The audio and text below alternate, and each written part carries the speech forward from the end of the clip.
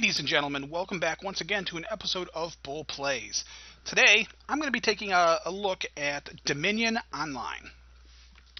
Now, for those of you not familiar, Dominion is actually a tabletop card game. It's a deck builder game, and it was actually one of the first, if not the first, of the modern deck builder era games. Came out, I don't know what, 6-7 years ago now. It's a lot of fun. I've really enjoyed it. There's a base set, and then there's a bunch of expansion sets for it. And I'll get to some of the gameplay in just a moment, but they did a Dominion Online, an online version of the game. If you go to www.playdominion.com, and I will put the link in the description below, you can download the game for free. It's available on Windows XP.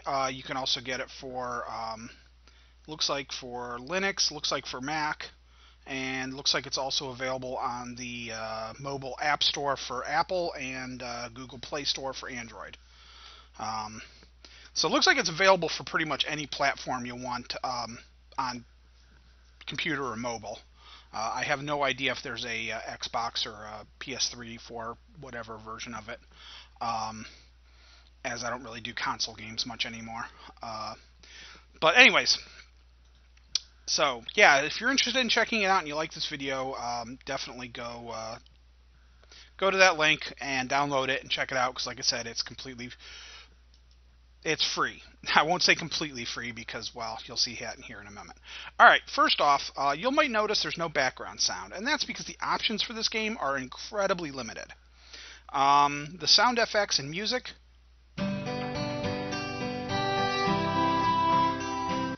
you can turn them on or off, but there's no way to control the volume. So it's pretty much all on or all off, and they're a little bit loud, at least on my speakers and microphone and headphones and everything. You can go full screen or not. I'm not currently full screen, but it doesn't really matter, I don't believe. You'll need to create a profile for your character. And you'll need to register on their website and sign in, because you play there's a solo campaign. You can play against the computer, but you could also play against other players. There's a leaderboard. I'm very low on the leaderboard because I've got no rating. I haven't played online at all. There's a basic help menu, but doesn't really do a whole lot for you. There's a store. All right, and as I was saying, there are a bunch of Dominion. There's a bunch of stuff. Basically, it's got online currency that you go to their website and buy. And then this allows you to unlock stuff. There are a crap load of sets. There's the basic set, and then there's all these extra sets to the game. Apparently, you can also unlock promo cards, which is kind of interesting. I don't really know a whole lot about any of those. Like I said, I played the game when it first came out, and I pretty much only ever played the base set. I've seen some of the expansion set stuff, and it looks really cool, but I haven't really dug too deep into it. So, alright, enough about all of that. Let's go ahead and check out the... you have your play options, which is your direct online play. You can challenge other players if you have players in your friends list, or know their online handle. You can choose to play against other players. You can choose to play against computers. And you can choose to play against a mix. You can choose how many players the game has, between 2 and 4. And you can put in a bias for, which sets they have. And there's a little chat log. You can chat with the other players that are online. And then there's the campaigns. The campaigns are the solo game. Basically, you have a tutorial, and you have a bunch of adventures, games you can play that's part of the base set. And then, apparently, it unlocks, if you buy the expansion packs, it unlocks additional campaigns. I don't know if they ever give you any money for free, like any gold for free, so that you can eventually unlock other stuff, because I know some online games will do that, like they reward you for doing a lot of play. And unfortunately, the campaign games get hard. So I haven't really gotten too heavily into it. I've only beaten a handful of games, and I've been distracted, so I haven't played a whole lot either. So I don't know if I beat one of these entire missions, if it gives me any points, or if I beat the whole campaign, it gives me some so that I can actually unlock additional stuff. I don't know. I kind of suspect no. I think they want you to buy the game expansions.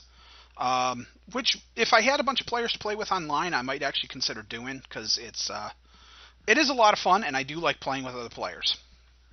I would definitely want to do like a Skype or a Skype call or Google Hangout or something as I played, though, just so I could chat with other players via voice, because, well, I have much more fun gaming that way. But anyways, enough about all that. You're probably wondering what the game is all about, so we are going to go ahead and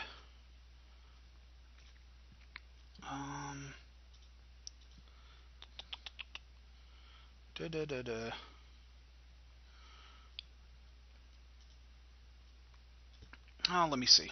All right, we're going to go ahead and we're going to go to this very first one. Okay, so before I dig into the game, I should probably give you the basics of the game. Let's load up the mission. All right. Now, this is a standard deck builder game where you both start off with a small set deck. Every single game, you'll start off with the exact same set of cards. And then there's a central pool of cards that you're basically earning in some way to add to your deck. And then you're constantly cycling through your deck so that as you get more cards, your deck gets bigger and bigger so that you can do more things as the game goes on. So at the very beginning, you're very limited in what you could do, but later in the game, you can do a whole lot more. As you can see in my hand here, I have 4 of these copper cards, and I have 1 estate card. Look along if you look along the left side of the screen at the top, you can see there's 3 piles, and those are piles you can buy from. The number in red is how many cards are currently in the pile. The little number in the gold symbol is how much the card costs. And then, of course, in the middle, it tells you a little bit more about the card. And if you click on the card, it brings up the full view of it. So these are victory cards. These victory cards are what you need to win the game. At the end of the game, you'll go through your deck, you'll pull out all cards that are worth victory points, and you get 1 point for every... You get whatever the victory points. So like this is worth 6 victory points. These estate cards are worth 1 victory point. Now, the trick to the victory point cards is during the game, they do nothing for you. So if you draw a hand with a bunch of victory cards in it, you pretty much have a dead hand because you can't play any of those cards during the game itself. So there's a weird little balance to the game because you're trying to get cards that will allow you to do more stuff during the game, but you're doing that so that you could buy these victory cards. Obviously, having the victory cards that are worth more points is to your benefit because you get more points per card and they take up less space. So like I could have 6 1-point cards, or I could have 1 of these 6-point cards. Over on the right-hand side of the screen, the top 3 ones are money cards. You've got coppers, silvers, and golds. And again, the numbers in red are how many there are in the stack. Once the stack runs out, no more of these cards can be purchased.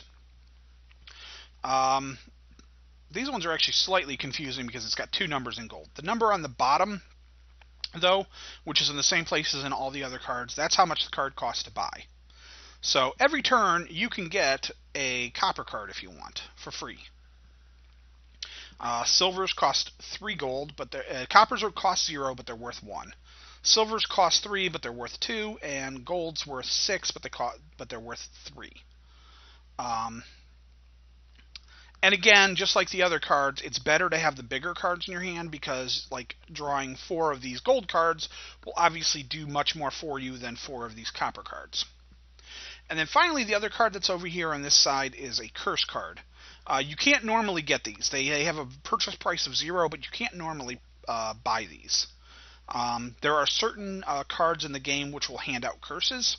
Curses are worth -1 victory point, and they're a dead card that you can't do anything with. So just like they're just like the point cards, except they're a negative point. So they're kind of double bad to have. And there's various cards that'll get them. Now each game you will get 10 cards out in the middle.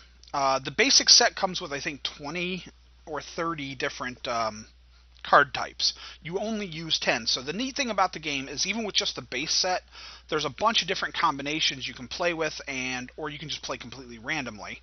Choose 10 random piles, card piles, and so you have different combinations of cards each turn. What you're going to be doing is you're going to be playing your money cards to purchase these cards here. Those cards will go to your graveyard, basically, your discard pile. I tend to use magic terms. They'll go to your discard pile, and then once your deck runs out, you'll shuffle and put them back in. So they'll eventually cycle in. And they do all kinds of different things. They start off with cheaper ones, like you've got the Cellar. Okay, I should cover this before I get into these. All right. So each turn, let's go ahead and play my first hand. I've got 4 copper and 1 estate. So I'm going to go ahead and play all of my treasure cards. Each turn, you have a number of coins, you have a number of buys, and a number of actions. You get no coins for free automatically, so you start off with 0 coins. You start off with 1 buy and 1 action. Some of these cards are an action card. They'll say at the bottom of the card, like this says action down at the bottom. I think all of the cards that are out here right now are actually actions. So most cards to play are an action. However, as you can see on the Cellar, it also says +1 action. So when I play this card, my actions will actually go up 1. So I'll lose 1 action for playing the card, but then I'll get 1 extra action. And then I can discard any number of cards, and I get +1 card per card discarded. So basically it lets me flush out cards in my hand that I don't want or can't use. They go to the discard pile, and then I draw that many more cards. And then I get 1 extra action, so then I can play one of those cards. So it's like, say I had this card in my hand instead of one of these coppers. I would have 3 copper, but I'd also have the Cellar. So I play the Cellar. I could discard this estate, and I could draw 1 extra card, hoping to get maybe more money or another action card. Some of them give you money. So like if I played this, I would get +2 money. And then a lot of the cards also have a secondary effect, like this one. Each other player discards down to 3 cards in their hand. And it counts as an attack card. But there's also these moat cards, which are reaction cards, these blue cards. And basically, like somebody played that militia, I could, when another player plays an attack card, you may reveal this card from your hand. If you do, you're unaffected by that attack. So having some moats are good as a defense against these militia cards. Like this one lets you draw +3 cards, but it doesn't give you any more actions. So it's useful to hopefully maybe get more money, but doesn't do a whole lot else. And then there's some of these cards like this one, and they get more expensive usually to do. But this one gives you +1 card, +1 action, +1 buy, and +1 gold. So this does all kinds of great things for you. And that's basically the point of the game. So I played 4, so I can buy anything up to a smithy.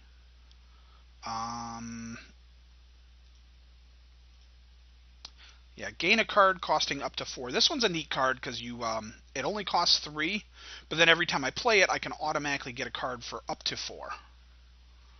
The woodcutter's a +1 buy and a +2 gold. Village is +1 card and +2 actions. So I'm going to go ahead and I'm just going to go ahead and buy the smithy. Or actually, no. Right. I'm going to buy a silver. Unfortunately, the opposing player's turn tends to go by pretty quick, so sometimes it's hard to tell exactly what they did. I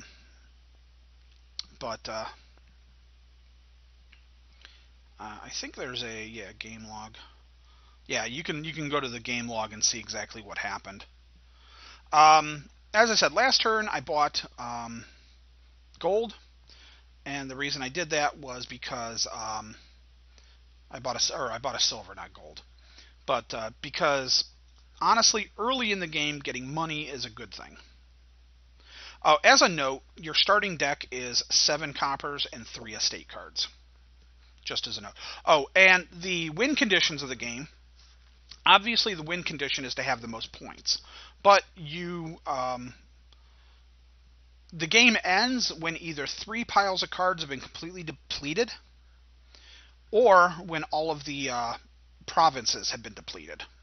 So once all of the provinces have been bought, or all of the or 3 piles of anything else have been bought, the game will end.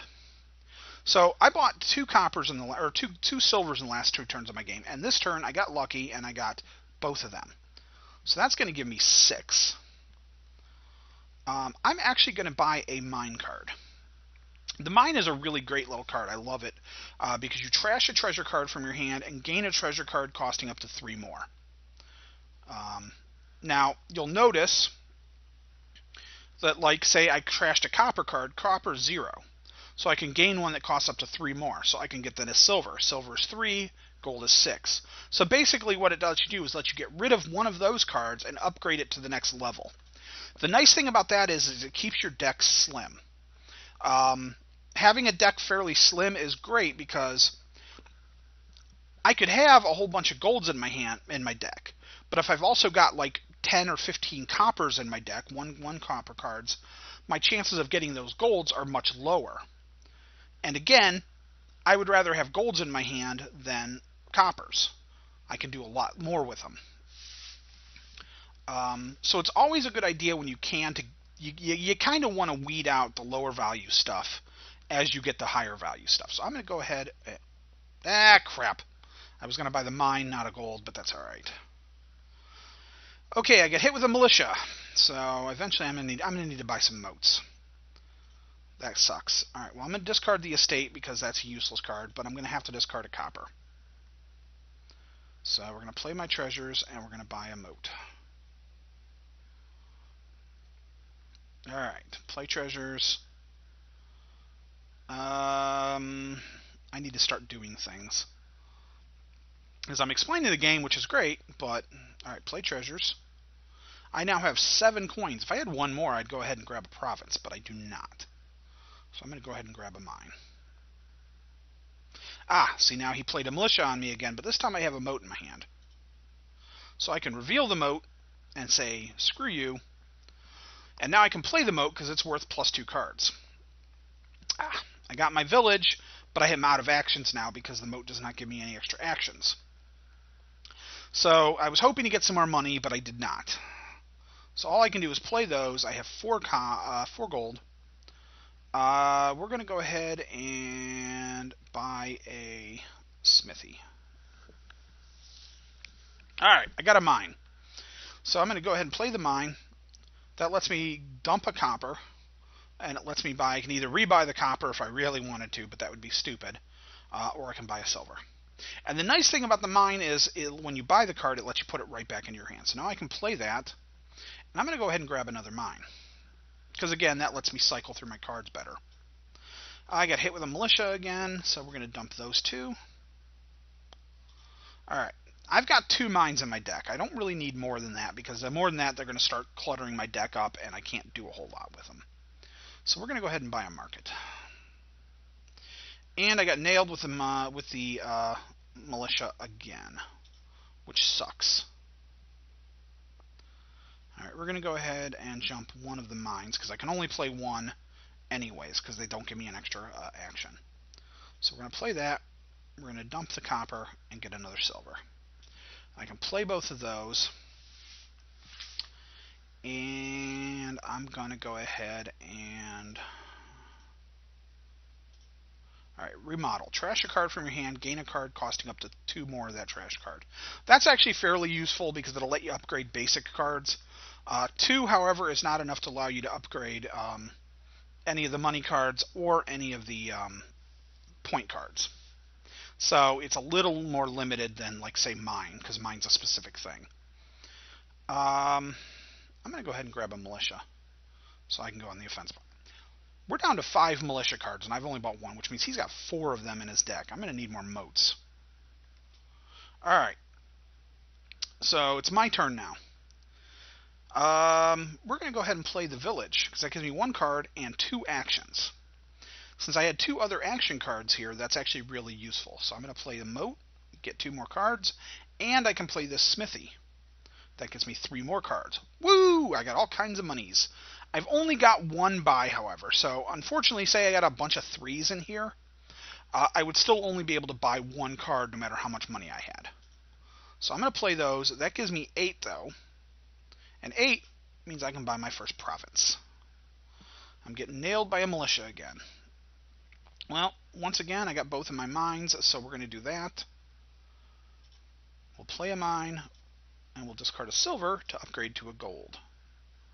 Now we're going to play the treasures. And I've only got 1 buy, so let's make it good. We'll buy another market. Oh, he keeps hitting me with these damn militias. I'm going to dump this copper, because I'm going to get some money off the militia in the market. The market will allow me to play the militia. So we're going to play a market, and then we'll play the militia. He had a moat. I've got 6 copper, or 6 coins, and 2 buys. So I'm going to buy 2 moats. And that'll actually give me some protection now. Alright, once again, we're going to play a village, because that gives me extra actions. We're going to play a smithy.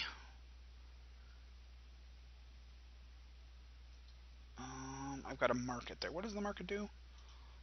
We're going to play the market, because that gives me an extra action again. I've only got 1 action left, so I can't use both of these. But we'll do this, upgrade that to a 2. I could have upgraded one of the silvers to a gold, which would have been nice. But I want to start. I'm trying to weed out as many of the coppers as possible first, because the coppers are the least useful cards I can draw. Well, not the least useful. The states are the least useful. But all right, I got 10 coins and 2 buys.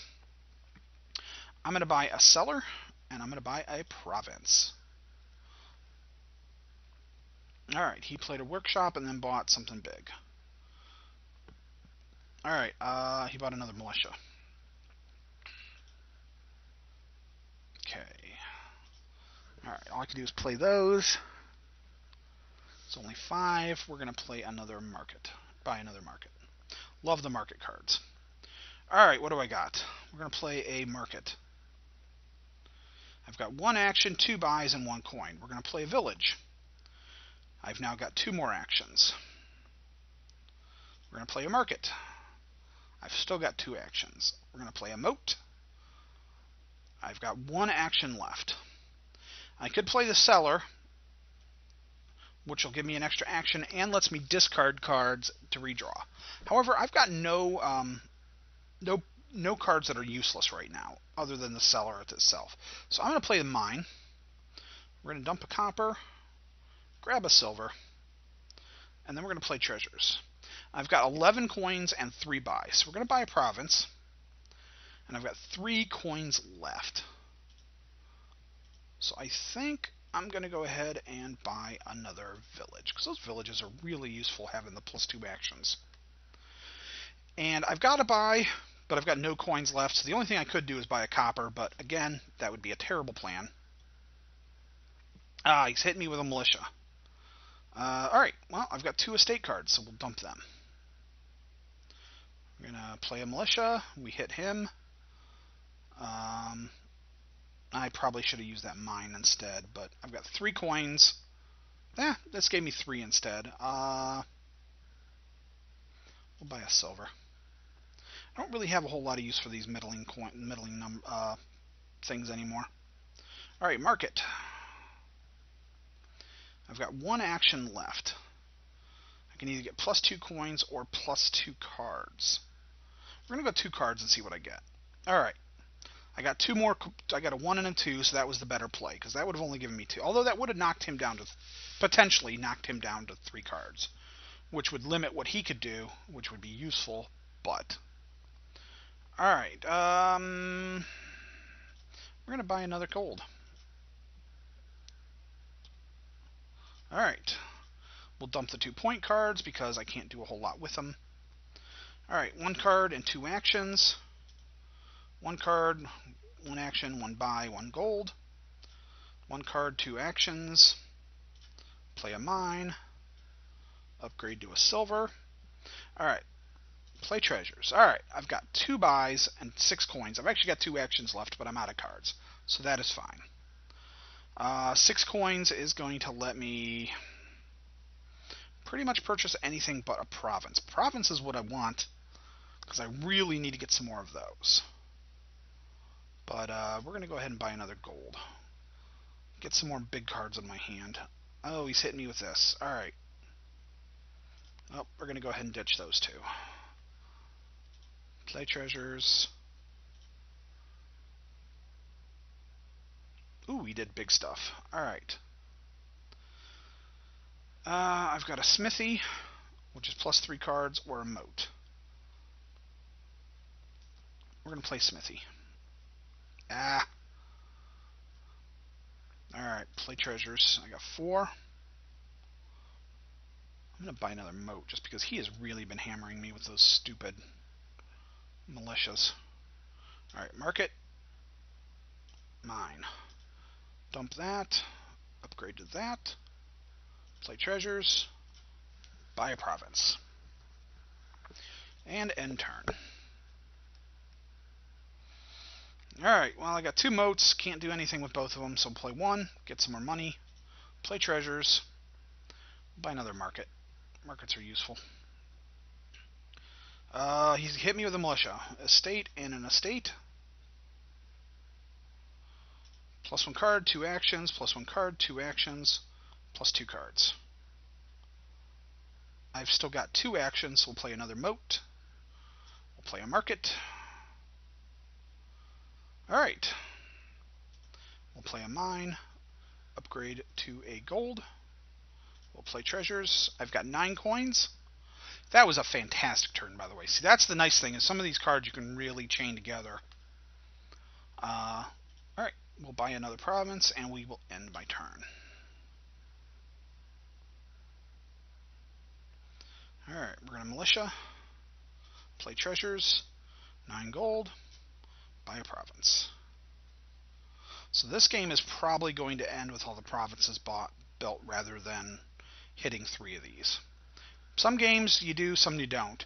This particular game, because it's the very first one, this is one of the easiest setups to do because you've got a lot of cards that combo off of each other. Alright, I'm getting hit with a militia, which sucks. Alright, we're going to dump that. We're going to dump this 1. We're going to hopefully we can get something good out of this. Alright. That didn't help. Alright, 3 cards. Play treasures. I've got 3 coins. I don't like to have a turn where I don't at least buy something. Although, eventually it does hit a point where it's worth doing it that way. But we're going to go ahead and buy a silver, because silvers are useful. And I still have a bunch of mines in my... I have 3 mines in my deck, so... Silvers have a place. Play treasures.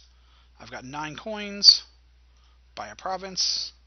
End turn. Alright, so only 1 more province to go. I am rocking this game, which is fantastic.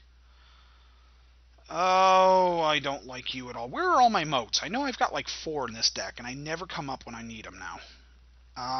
It's one of the downsides to my deck being as big as it is. Alright, I'm going to dump the silver and take a chance that I can do something good with these markets. Because the markets are only worth 1 gold. Okay. Well, I can dump that. Done discarding. I draw another one. Didn't help me at all. So I've got 5 and 3 buys. I'm going to buy a duchy. I got 5. Give me a few more points. We're going to reveal the moat. Yay! We're going to put 2 plus 2 cards. Did not help me any. But I've got 9 gold. Or 3 golds, which is 9 coins. And I can purchase a province. Alright, and that will end the turn, and I completely crushed him. 54-13 because he bought a bunch of ones. He bought a bunch of estates. He bought 4 estates and 2. I guess I should say she technically, since it's Alice the Serf. And bought 2 duchies. So completely crushed him, which is nice. Later games don't go nearly that smoothly. I've had more losses than I've had wins. That's for sure. But that is Dominion in a nutshell. The tutorial does take you through all of that, so it teaches you how to play. And then as you play through, you'll see the cards, and you can kind of get an idea of how they play. And it's kind of interesting to watch how the computer does stuff, too, because you can see... Because the computer will have certain strategies it'll use at higher levels. So you'll see it start to use specific combos. And it's kind of neat because there seems to be different... Like, each individual setup will have a couple of different AI strategies that the game will use. So it'll have one where there might be a witch card, and the witch is the one that gives you the curse. So there might be one that the game focuses really heavily on using witches. So it just keeps hammering you with those negative cards. But then it'll have another one in the exact same setup where it won't touch the witch cards, and it'll go with something else instead. So it's kind of neat. It's actually a lot of fun. Check it out if you get the chance. Like I said, it's playdominion.com. Again, the link will be in the description below. Check it out if you get the chance. All right, anyways, thank you very much for watching, ladies and gentlemen. I hope you had a good time. As always, this video was made possible by the wonderful support of my Patreon backers. If you are interested in helping me make more videos along these lines and check out some of the other creative endeavors that I do, please check out the Patreon link in the description below. Like and subscribe to my channel if you enjoyed this, and have a good one.